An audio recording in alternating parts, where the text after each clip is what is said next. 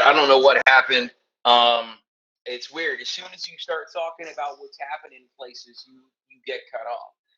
That's happened a couple of times. One time I was talking to one of my brother Sean Chris from Kill the Mockingbirds. We were talking about Joe Biden being a deep fake that was written by people who take drug tests, and the live feed was cut off. So I think that anytime you start talking about things, you just get cut off, man.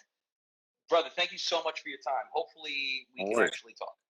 No, so look, before you were just chopping in the note right now, but you're all good now, so everything's good, man. Everything's good. So I I definitely want to discuss what's happening over here.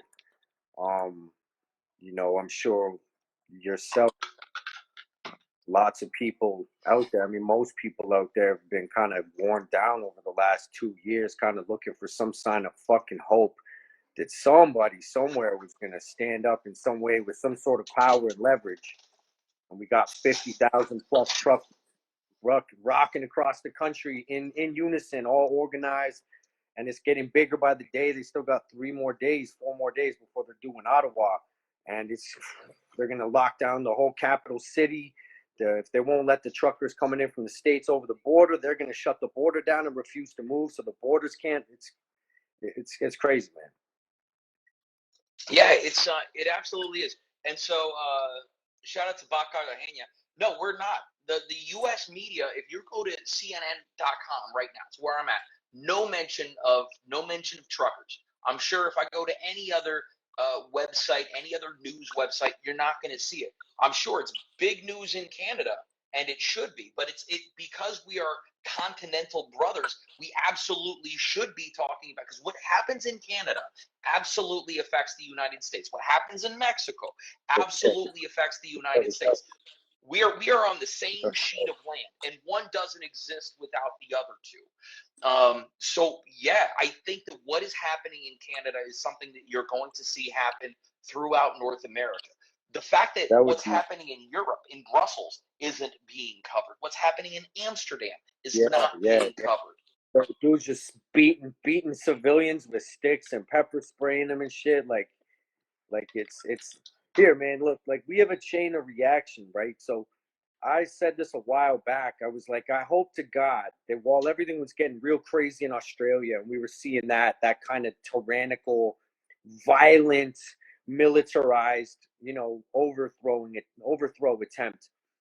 And I was like, I hope to God that when they try and bring that to this doorstep, that people here see what happened in Australia and how fast things can get bad, and how bad they can get real quick and stand up in some form. And it was, dude, we were this close, man. If this didn't happen, all hope would have been lost over here. And if once all hope is lost here, all hope is lost over there, because like you said, we're brothers, we're connected, you know. We like to pretend that, the United States is is kind of this large, powerful country, but I mean, it doesn't exist without other countries, and Canada is one of them. We're right next to you. We can't exist without one another, So in the end, man, like it's crazy because over here, the Canadian media is calling it. You have some mainstream media that's calling it, saying there's only a few hundred truckers, but it's literally like 50. It's a 60-mile long convoy, bro. 60 miles long, and it growing. Like I said, it's growing every day. But the news is either reporting it as these ridiculous numbers, and I saw some other ones that said they're protesting bad road conditions. It was like CBC British Columbia was reporting it as truckers convene in a convoy to protest the bad weather conditions they've had to face this winter, and I'm just Yeah. But the imagery is too powerful. This is imagery that you can't hide. It's being broadcast on because of social media. It's being shown worldwide. America's paying attention. The world is paying attention. And as it gets bigger and the trucks all start rolling into the Capitol, man, and shutting the whole capital city down, it's about to get thick, man. And the world will be watching, and it cannot be silenced. But Absolutely. I think that the expressionism is going to go wider. You're going to see more than just truckers. You're going to see other service industries, Yep. and it's going to be like that scene in Fight Club where Tyler is talking to the police chief, and he's like, "We are your cooks, we are your barbers, we are your servants, we are the people that make this shit run."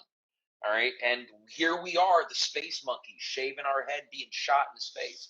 We have to stand up for ourselves, Yeah. and And it you takes know, that spark. there Man. are quite a few folks that are willing to die in the process of doing it. Yeah, man.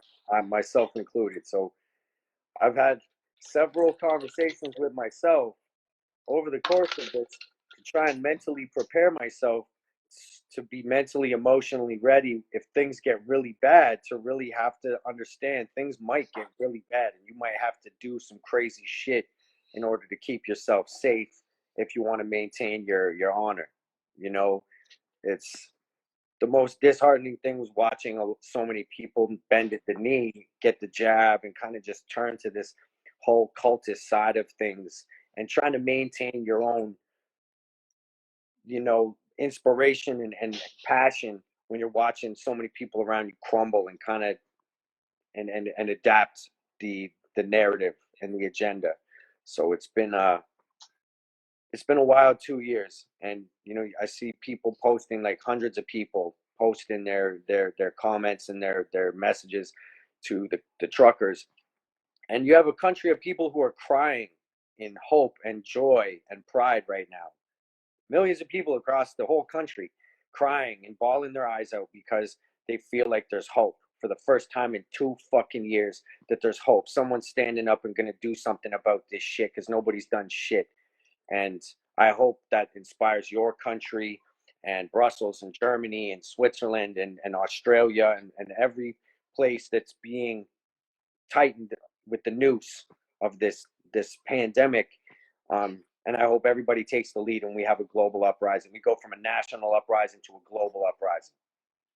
Well, more than that. So, like if we expand, forest from the tree stuff, right? So, Canada is a country of resources, right? I live in Alaska. Alaska is a state of resources. I'm in Alberta, so I'm in oil country, Canada, right? Yeah. So, I don't know about Canada, but I can speak to Alaska and say that right now there's the chief the chief medical officer in the state of Alaska is a woman by the name of Dr. Ann Zink. Now, Dr. Ann Zink's grandfather was a man by the name of Dr. Al Bartlett.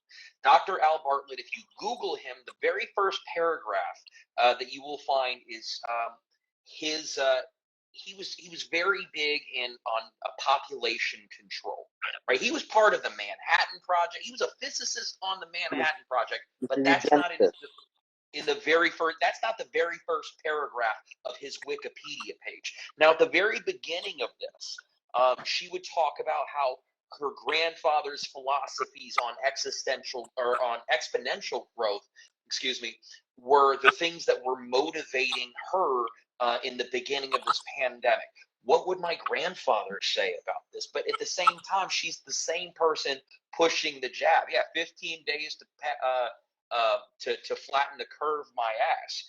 15 days to convince people that you're going to have to get a jab if you want to go to work, or if you want to go to the gas station, if you want to get on a plane, if you want to go see your fucking grandma on the other side of the country. You have to take this thing that we have really no idea what it does, and more than that, we have no recourse because they're going to tell you, well, you have informed consent, you had a choice. No, people didn't have a choice. People were losing their jobs, their careers, and if you tell a guy, here are your only options, right? You got 3 kids, you got a wife and 3 kids and a mortgage and all this shit. You're married into this system of control, of debt and control. We will take away everything from you if you don't get this fucking jab.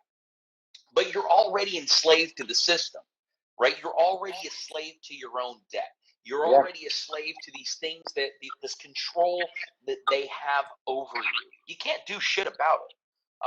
But you could have said no. You really couldn't. Well, You were making this thing mandatory. even something as simple as like listen, I'll be honest, right? So I live a very outside the box life. So I've never been a 9 to 5, go to work, get my. I've always tried to find ways to live and survive and do what I do and do things I love to make money and not have to conform to that. So I have a bit of an outside looking in perspective on things. So it's like when this shit started happening, and I'm telling people stop paying taxes, and people are like, well, I can't do that. Then the government will get mad at me. I'm like, the government will get like, are you understanding that righteously or you understand they're stealing from you, but you're still continuing to let them steal from you by willingly giving them your money? So you can take a stand. You just, if half the goddamn country stopped paying taxes, that would be a huge fucking deal. So it's like people even had but they're so enslaved to that idea that I can't piss off the system. If I don't pay taxes, that's my dues to the system. If I don't pay them, or I refuse to, or I don't report this and that, and I run an under the table business, whatever the means be, the government might find out and scold me. So in the end, people still were continuing to play along.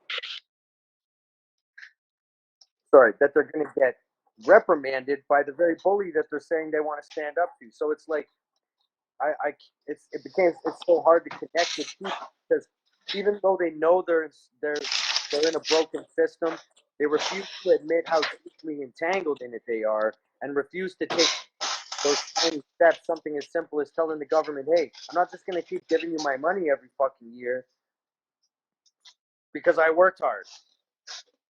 You know, it's like people can't grasp the concept that in every element of their life they're enslaved to this ideology, this system, and an indoctrinated sense of purpose, which is, to continue the cycle moving for the people over here. So I'm like, the amount of people I was able to talk to about this, say, 2 years ago, and the amount of people I can talk to about it now is very different because this has woken a lot of people have kind of snapped out of the comatose state of indoctrination and they're like, yo, this shit's wrong. So I'm grateful for that. But I mean, watching people where it's so obvious in their face and they're aware of it, but they still just refuse to disconnect themselves from the system. I'm like, just stop worrying.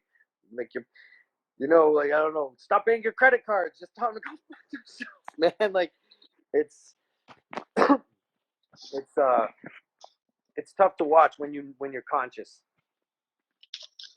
But you're right. I think people are opening up. Like there were conversations that I'm having now that and things that I say now, 2 years ago, 3 years ago, people thought were fucking crazy, right? However, as 15 days have turned into 2 years, those very same Yo, people have been saying, Bill, not only are you right, whatever you say, I imagine is going to happen in 3 months. So bring on the fake alien invasion. I think that's in the end, that's almost where we're at. I think we're 3 or 4 weeks away from that fake alien invasion, just to get people settled and scared again. oh, yep, absolutely. Some sort of event needs to take place to reinstill the fear, especially. And this is where I worry now because people are like, yeah, the convoy, and I'm all for it. And I believe that it's going to have a huge impact. And I think it could get really crazy and chaotic. But at the same time, it also means if we're ramping up our level of disobedience, then that means the government is probably in turn going to ramp up their level of we don't give a fuck about you insanity and create some sort of situation that will then necessitate them to do this and that, distract the people and allow them to implement more type of shit. Like they're trying to make the convoy out to be a terrorist movement. That's what they're labeling it. That's what Trudeau's trying to have done so that he can take certain measures to fight it. Because if it's just a bunch of civilians protesting with their trucks, he can't take drastic measures. But if he can get it labeled as a terrorist movement, then he can do whatever. So in the U.S., one of the things that they do when they start really wanting to clamp down on anything is they call it a national security issue. Yeah. Right? Right now, COVID is a national security issue. If you don't get the jab, it's a national security issue. spreading what may be misinformation. It's a national security issue. And now we have all of these resources to put our eyes on you and our ears on you and clamp down on the things that make you you. The things that make you a free person. I was talking in the last live about Francis Ngannou just wanting to be a free man. That's all any of us want to do. We want to just not be fucked with. Yeah. Most of us just want to be able to exist. I want my 10-year-old daughter to not have to get a jab that might rip out her uterus in the long term. Yeah. Right? We have very, very, very smart people aren't getting jabbed because they don't trust the science. However, I have dumb people who are telling me to trust the science. I'm a doctor. They're All right. those guys are everywhere. You know, they're like the Walking Dead. But show me where I'm wrong and show me where I've been wrong. Give me an example. But there's nothing more than propaganda and mainstream media rhetoric for anybody to say. I mean, anybody can. At the end of the day, even what we say, for all of our evidence and our proof and our information and our digging and our looking into it and the countless hours we spend trying to understand what's happening based off of all the facts. I mean, at the end of the day, we can't prove anything 100% beyond a shadow of a doubt more than they can. So it becomes this stupid argument, a rhetorical argument, where nobody's gonna, I know within 60 seconds whether there's a point in me continuing on the conversation with someone. They make those who are that resistant, they make it pretty obvious. So I don't even bother anymore. I try and stick with the tribe. I'm trying to wake up sleeping lions, not wake up sleeping sheep. Let the sheep continue sleeping. If you're still sleeping after 2 years of this shit, there's something wrong. Property to sell you doesn't exist. And then we're going to this world where we're pushing a metaverse of a place that doesn't actually exist, where real estate is being sold to. I think my man. That's friends can of worms, man. Right? They're going to upload your consciousness just so they can unplug. Yeah, man, it's like the movie Johnny Mnemonic times 10. Yeah, we just have. Yeah, absolutely. We're living in some really interesting times, and our so-called leaders, we know, are full of shit. They have been historically full of shit. Our leaders are liars and always have been. So why do we continue to call them leaders? Like, why do we still pretend that there's any real reverence to that name of some of these elected officials? Yeah, but we've built this world of false leaders and false gods, because now we have pharmaceutical companies who are acting as leaders. We have non-elected medical officials acting as leaders. We have celebrities acting as leaders. We have, even to so many people, even the people they're choosing to follow as leaders aren't actual leaders. So everything's so fragmented, but everybody needs someone. Everybody's looking for a hero or someone who's trying to save the day. And at this point, I feel the human, like in true human form, most people take the path of least resistance, and they're just going to go with what's the easiest for them to absorb and fall behind, so which requires the least amount of thinking, feeling, worrying, stressing, and which is generally what the consensus is around people. And since the consensus is masks, and vaxes and vaxes, most people just go along with what's the easiest. And you can't change that people do that. I know there's a passage in 1984. Orwell says, like, there is no past, there is no future, there is only now, and the state's never. And that's where we're at. Like, we have too many people have just kind of, like you said, the path of least resistance. Most people just want to live their lives and not be fucked with. However, people are regularly and continually fucked with, and it's almost like picking and like you're just. But you're gonna take it like you get a system, not even a person, just a system idea. Exactly. There is no truth. There never was. Right. The people that tell you that the box are trying to sell you a box. There never was a box. I don't know, man. I'm excited about what Canada are doing, and I think that you're going to see more of it. I think you're going to see. Well, I think in the UK, if I'm not mistaken, they've gotten rid of their back pass. Yeah, but they've also in the background started to move toward their data credit system. So their version of the social credit system is coming up. So it's just dropping everyone's guard so that when they come with the fucking big right cross, that knockout punch, keep on expecting it, and it does the most damage to people's psyche. That's what most people don't really understand, is that this isn't a war on your belief systems. It's a war on your psyche. It's wearing your psyche down so that you're so broken and hollow and almost like a nub of a pencil that you just don't have anything left in you, without your mind resorting to its own defense mechanisms, which is what do I have to do to prevent myself from going insane? You know, most people who take the jab, that's like their mind just clicking over, because if they don't, they're just going to lose their mind. They can't process the madness anymore, and their brain just shuts it off, because it's a natural human defense mechanism for your psyche to just kind of do what it has to do to protect you from going off the deep end. Kind of like a flow state. What was Because if that? you You cut out for a second. drive you nuts. Yeah, you're cutting out just a little bit. What'd you say about flow state? Yeah, it's kind of like a flow state for if you think about it too much, it'll drive. Yeah. When people realize how little power they have, but how much potential power, it's what do I take heroes that I know that I want to be a part of? So much easier to just go with the.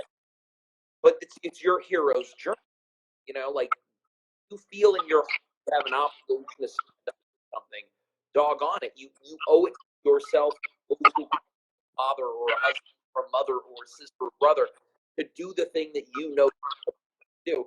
The great thing, I was in all faith before this. I feel myself being drawn to. There has to be some. If I know that this is evil, and I know there are good guys. Yeah. And you have to know your heart, you are one of the good people. Keeping them going. You're seeing people's real deal character cards right now.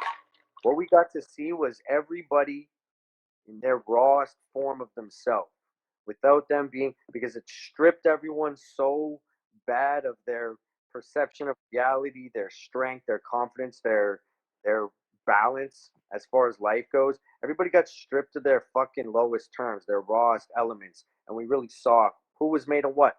At the end of the day, we saw who was made of what, you know. And I mean, to say I didn't expect it to some of this extent, I did, but there's a lot of people that I was real disappointed in.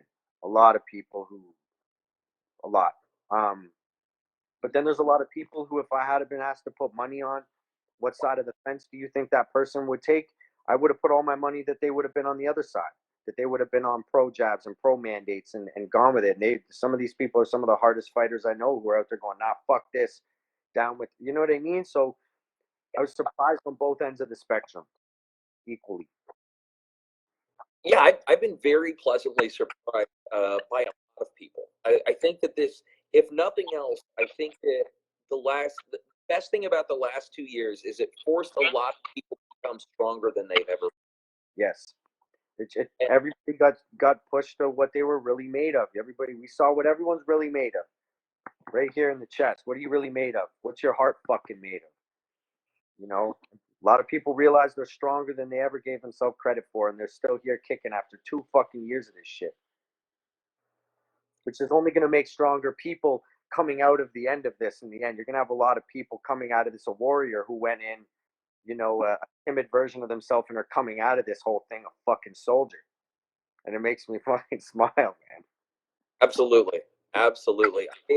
I have been so pleasantly surprised by actually by my circle of people. Like, I'm already really proud of my tribe, but I've got this tribe that has expanded exponentially over the last 2 years because there have been people whose eyes and minds have been opened up more so than they ever would without. And it then becomes not only just about a jab, but it becomes how they view tyranny and how they view being controlled. They're seeing it. That you're seeing the hand. We all knew the big pharma was corrupt when it was about opioids. We all know that big pharma is absolutely corrupt in their control of guns, because they're pushing this thing that really only benefits people who are making it.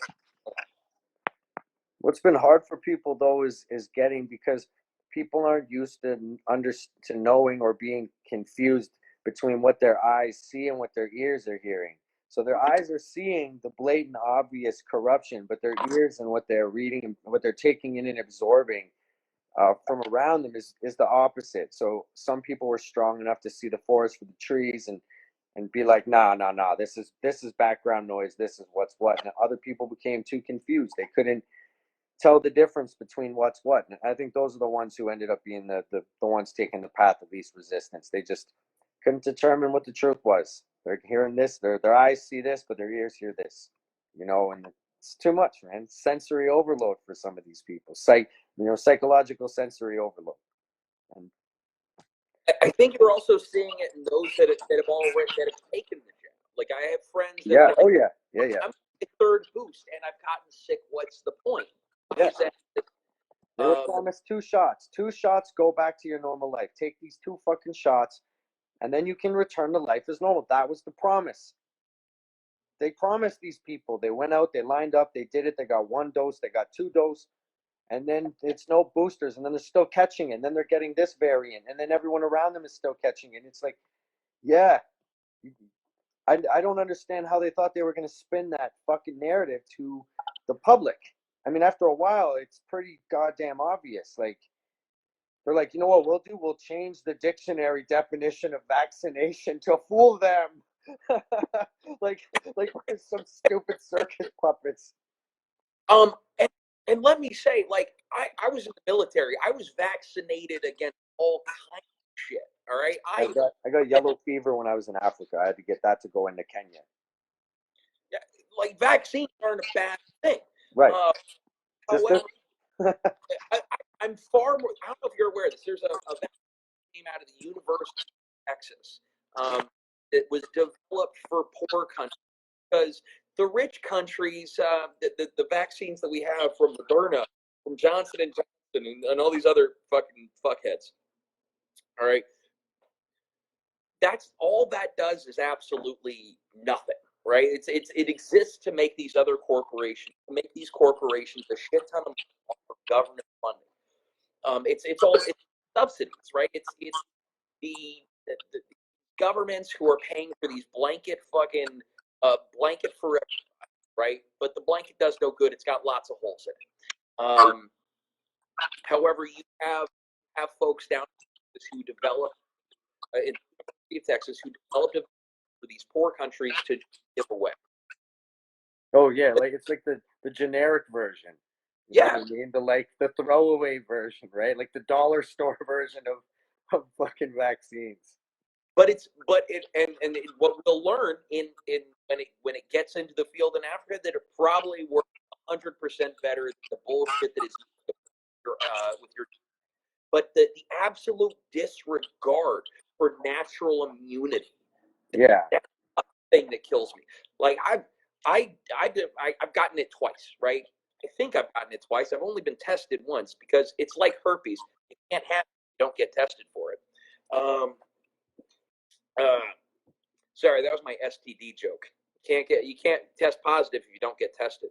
But True. But I don't side. I go to concerts. I go out in public. I'm fucking half a step away from licking doorknobs as I go in. My gut's strong.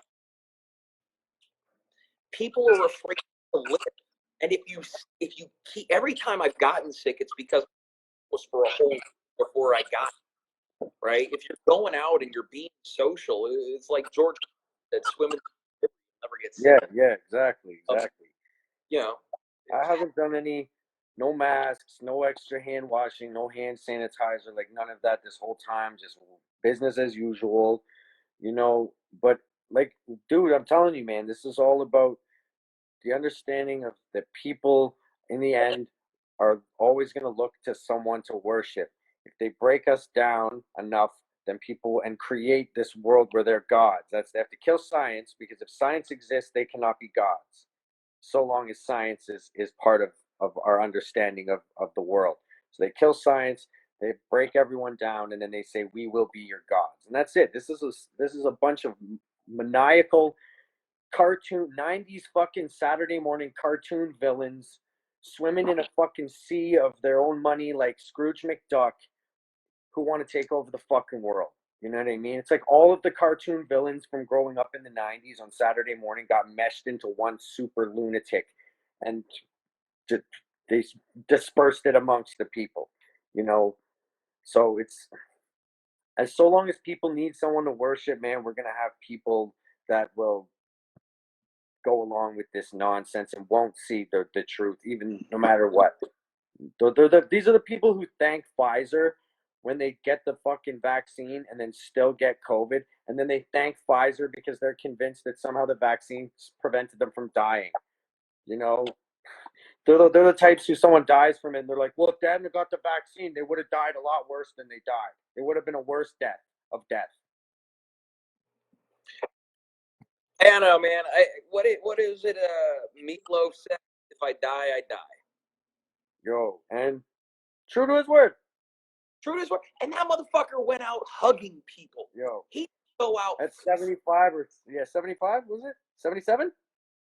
It's like, yeah, he was old. He was in his 70s, but he was living his life. He wasn't scared to death. He wasn't afraid. He went out on his shield. All right. He didn't die afraid of people. All right. And you live afraid of people. You can't live afraid of your neighbor, of the person upstairs, But the person But you can't live and persevere through your fear if you're built to be scared. If you're not built to be a fighter, and most people don't understand. Everyone watches. You ever see Chris fucking Delia or whatever you say his name? He's got a bit how everybody thinks they're fucking Denzel Washington and Man on Fire. Everyone has this misconception in their mind that if crazy shit was going down, they would hold it the fuck down. You know what I mean? But most people aren't. They're built in fear. So it doesn't take a lot of fear to break them down and make them respond out of fear, not out of rationale or not out of fighting or not out of righteous fury, so forth. You know what I mean? It's like, that's what I mean. The war on people's mind. Like, there's so many people who just were raised in a pussy world. So therefore they don't have that. It's not in them. It's not in them. You know, there's the few who muster it, but for the most part, man, people are built how they're built. And you don't know how you're programmed and built until you're faced with some shit like this. And then you're stripped down to your bare essence and fight or flight. And most people were like, I'm out of here. Peace. You know? Speaking of flight, fight, and peace, I have jujitsu class that starts in about 18 minutes. I have a 9-year-old daughter who needs me to check on her homework. So we're all good, man. That's friend. Yo, it's been a pleasure chatting with you, man. 100%. I'd love to do it again in the future. Let's connect and set something up, man. Absolutely. Now, if I'm going to post this on my podcast feed, so if you solid and tell people where they can find you, where they can find your music, please tell us where we can go. Wordsisback.bandcamp.com. Look up Words on Spotify, all that. There's a couple other different options. You'll find me, man.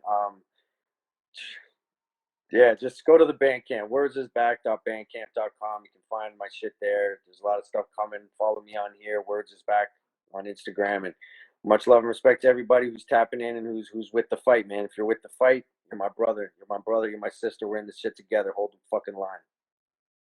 Absolutely. Hold the fucking line. Thank you so much for your time, Words. Thank you so much for your energy. Have the very best day ever. I hope your little girl kicks ass in her. Yeah. She's red-pilled as fuck. She's red-pilled as fuck. I make sure. She knows what's up. She knows what time it is, man. So, you know what I mean?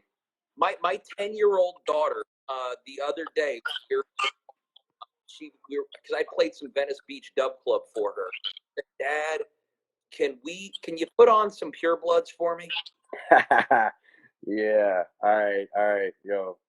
Red pilled as fuck. All right, man. You have the Word very up, man. Have a great evening. Enjoy the training, man. absolutely, my brother. Peace. Peace, homie. All right. Ladies and gents, that was words. I am on my way to some jujitsu. Thank you so much for tapping in. Thank you so much for your energy. Thank you for your thumbs up, for your hearts. I appreciate you joining the conversation. Words. Thank you so much for your time and energy. Y'all have the very best day ever. I will be probably doing another live a little bit later, but it will be way after jujitsu. So we'll see how it goes. All right, peace.